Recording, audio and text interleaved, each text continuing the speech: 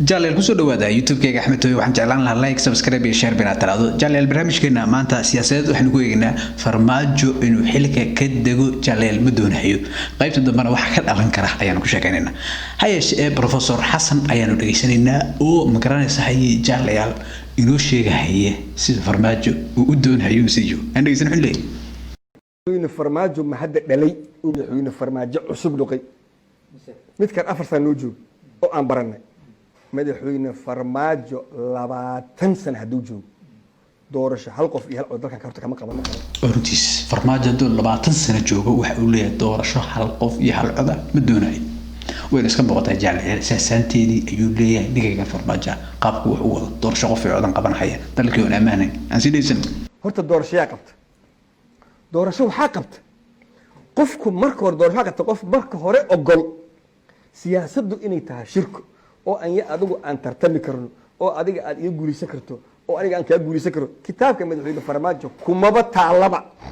in la tartamaba waxa ku yaala in uu ka adkaa siyaasadda runtiis farmaajo qorshihiisa kamid ma jaalaya tartan in la galo mana ogola doorashada uu ku soo baxay ee uu Xasan Sheekh Bari oo madaxweynaha uu abaabulay ee magaranayay lagu soo doortay isagu inuu qabto marraba jaalay inuu wareejiyo ayuu doonayaa intaas waxa dheeri madaxweyne farmaajo hadda korow nin madaxweyne ah ayaa dalkan booqasho ku yimid madaxweynuhu joogo hortiisa wuxuu ku yiri anaga haddaan nahay Soomaaliya wuxuu yiri madaxweyne hebel ma raba inaan sheego magaciisa dawladana waxa la sameeyay dhaha 2000 madaxweyne hebel waa joogo dhaha wili waa joogiya anaga wuxuu dhaha shan madaxweyne iyo 9 ra'iisul wasaare marayna waa maqlaysan jaaliyad ninka kan uu leeyahay ma sheegahayo madaxweynaha tusaale u soo qaatay farmaajo waxa weeye Ismaaciil Cumar Geelle soo magaranaysa hadlaay wuxuu leeyahay Ismaaciil Cumar Geelle farmaajo ku maahayo oo bulshada la hadlaay Ismaaciil Cumar Geelle intii uu joogo anna waxaan soo marnay buuleeshan madaxweyne iyo 9 ra'iisul wasaare fiiriya shan madaxweyne wuxuu leeyahay Cabdiqaasim oo ogaatay arta lagu doortay Djibouti barigaas uu magaranaysa madaxweyne ka soo noqday saashaalka yimid magaranaysa oo ogaatay Ismaaciil Cumar Geelle marka wuxuu leeyahay Cabdiqaasim madaxweyne noqday Abdullahi Yuusuf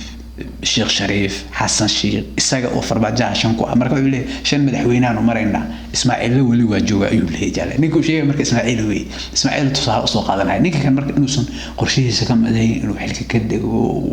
meesha ka muuqanaysa jaalay sidaysan maanta wuxuu noola yimaaday 4 sano kadib wax alle wax uu tirinayo mursal uu tirinayo oo uu leeyahay waxa ku fashilmay khayr farmaajo ku fashilmay laakiin farmaajo wuxuu rabaa sida kuraasta la xawilay maarta camal inuu wuxuu rabaa inta soo xawilo wixii dimbi ah khayr dusha ka saaro laakiin dadka Soomaaliyeed way og yihiin wayna garan karaan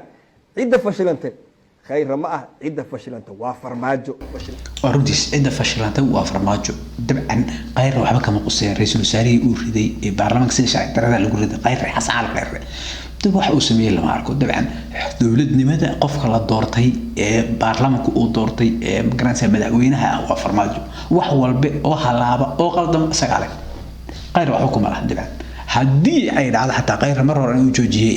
wadus u bagi waay marka ma ay 3 sano iyo dheeraad ku dhawaad 4 sano ra'iisul wasaaraha hadda uu jeedo 3 sano iyo dheeraad ra'iisul wasaaraha khayr ma intaas oo dhaweeri waay wax walba oo fashilmay khayr raaska loo leeyahay farmaajo aan waxba magaana geysan asaga madaxweyne ah waana ninka ugu liitay uguna dadnimada waxa marka la fiirsho maamul dawladeed ee Soomaaliyeed qof ka shaqeynay farmaajo la mid ma jiro jare waqti jar wasiiraysan amle madaxweyne farmaajo wuxuu wax qabad looga dhigi jiray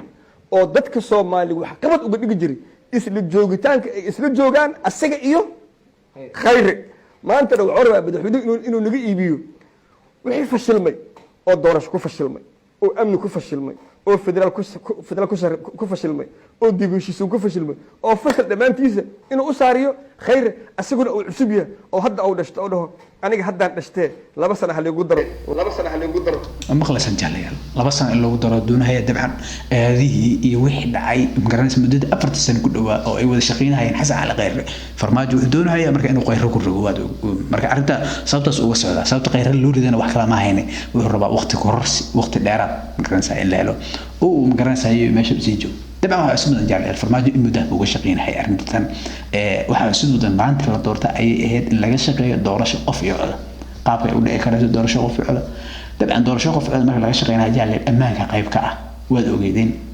bariga Xasan Sheekh kursi uu ka degay dalka dhan ammaan wada ah muqdisho jidadkeeda ma xirnayn ammaan oo ahaa muqdisho iyo baydhabo baabuur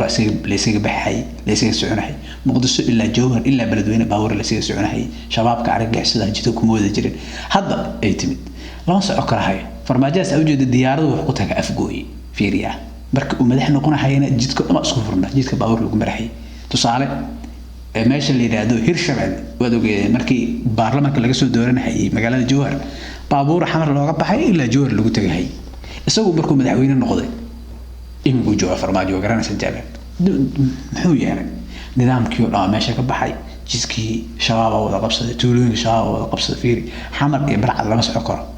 xamar iyo afgooy xataa lama soo karo meel walba shabaab ku jira magaalooyinka waaweyn ay joogin maahan dhulka kale oo way joogaan marka dhulka gacantu ka saaran xagga ammaanka waxba kuma hayo oo ammaanku jaaleel qayb weyn ay ka taa doorashada ka dhacaysa deegaan ay doorasho ka dhacdaa anigu Axmed Tooyaan ahay xaraq dheeraan ka imid mudug magaalada xaraq dheer shabaab gacanta ku haya inta doorasho taga doorasho ma ka qayb gali kara farmaajo wuxuu doodo doorasho qof iyo cod la qabto qof iyo cod inta laga qaban lahayd inta ammaanka ahayd magaranaysa xashish uu ka soo shaqeeyay ammaanka ahayd hatta ammaanka ma ahan oo shabaab meel walba soo galay oo meel walba ku jira oo xamar hatta xaafada kamid oo ogtiin suuqa xoolaha hurwaa iyo hirwaa iyo agaas oo wada joogan waxa si geystay tabaasay geystay doorasho qof cod marka inuu ka hadlo ma aha doorasho qof iyo cod marnaba ma qaban karo wuxuu digay dableey marka doorasho qof iyo cod qabanaya waxa uu wahay wax kala ma jecel wuxuu doonayaa in ma garanaysaa wax way waqti raadiyo isla markaan uu dheeraysto haddana wad ogtiin jecel imisa maalmood uu soo magacaabay ra'iisul wasaare waxyaab leh ilaa in ra'iisul wasaare soo magacaabay maxaa ku dhagan dabcan wuxuu raadinayaa qof leeyta oo asaga kaliya maqlaxaya qof la shaqeeya oo shaqo qabanaya ma jirto waxyaabo ugu doodi jiray farmaajo waxa kamid ah aniga iyo qayr marnaba isku dhicmeen ra'iisul wasaarihi qayr iyo anigu isqaamayno ayuu dhijay farmaajo dabcan weyn isqabteen meeshii ugu darneed ayay ugu kala tageen oo ah inuu doorasho loo diyaar garoobo ay tahay wax walba ay hor u socdaan ayuu meesha ka saaray ra'iisul wasaarihi wala socda wax kaloo la yaab leh jaaliyal in golaha wasiirada magaranaysaa dhacay ay shuruuc soo saarayeen ugu yaraan hadda xilligan aanu joogno tan iyo maalintii ay dhaceen ilaa iyo 6 ay ajenda ay magaranaysaa hore u socodsiiyeen dawlad dhacday xukuumad dhacday oo aan ku shaqo karaysa xukuumaddu markay tahay ku sime oo xukuumad kala soo magacaabay waxay qaban kartaa hawl maalmeed ku xilliyeeda shaqooyinka caadiga ay wadi karaysa laakiin waa mamnuuc in magaranaysaa ajendayaal kale ay ka sii hadasho oo ay soo saarto oo waxa magaranaysaa arrin yaab lagu ijaalay sharciga dhama lagu tumanaya farmaajo sharciga dhinac walba ugu tuntay dastuurka ku tuntay dabcan waan ogtahay madaxweynaha jamhuuriyaddu waa ilaaliyaha dastuurka qaranka waana sida u fahantaan jaalay marka dhibaatada ay leedahay dadka Soomaalida ah haysta wax weeye qof iska qurbaha iska joogay oo dawladnimada iyo dadnimada iyo meesha la soo maray iyo waxa loo jeedo aan u jeedin ama aan gareeraynin oo farmaajo kala ah madaxweyne laga dhigay dhibka ay leedahay waxay tahay wixii la dhisay gadaal u laabto fiiri shariif waxba soo dhisay حسش وحبوا سووا ذي فيري وحي أمو قدار الله مقرنس إمي باباي سبتم وحي وح كلام عن فيري دولة النمذا الصومالية هيستدر كيسين وأقول أنا قبيلة متقالمي والله تقالمي هذا فرماج بيانا مسيو جوا ديان كيسين معه ديان هوي وأنا دارو وقتين قبيل أهان مركو حبال لسوق لسهي تدخل سوق كانوا هلا يمادور هلا هذا يدم كاريا وحاسب عباية فيريا وحبال لسهي هذا الدولة الصومالية الرسمية كم جرت وقت المال نور بوب كيسو استقبال كسدو بيسين ولا ولا الجوجا وحل لسه هي أي واحد مدام قرنسا إنه كل عيارها dadka ku dhawaa ee aqyaartaha ee in talad u jeediyaan oo wax sheegaan ayadna hada ay dhinac ka wada oo aad ogtiin rag markaas gacankiisa aad bari ah jiray oo isaga ama la heeb ah ayaa markaas la talinayo oo leh doorasho qof iyo cod suurtagal ma aha markaas way noo muuqata hay'ad isagu wuxuu qabaa doorasho qof iyo cod hadda ka qabanayo ku ka qabanayo amaanka ma jiro nidaamka ma jiro وما ديار قلوب حتى شروع دي لو ترى حتى ما برصص قرين أو مقرص أنت وقتنا وكو استكسنا بالدوري ما هي حتى الدورة شقف في عقد رسمية ويرامدهم مسوما سقو ونقوي هالدورة شد بس وقصة بحي هذه المركلة اللي يقول إنه سقوس اللاعبين على عيسى ما له تقعنا دبعا وأنا لبرت دبعا من اللي يقان وهذا عم بيشد وجنبني من وهي نيجي كان فرماجة جالي مركا جالي لوحة عط مركا أو نوم وقناة فرماجو حلكا إنه كدقو مرنبا مدوني I think أريد أن أعمل أنا وذا كرني marka jaaleel barnaamijkan si kooban waxaan uga hadlaynay farmaajo inuu xilka degama doonayo ayaanu ka sheekeynay jaaleel barnaamijkan waxaa kala socotaan youtube-kayga Axmed Tooyo waxaan jeclaan lahaa like subscribe iyo share binaatiraado inta aan muddo kulmi doono waxaan leeyahay sidaa in nabadgelyo jaaleel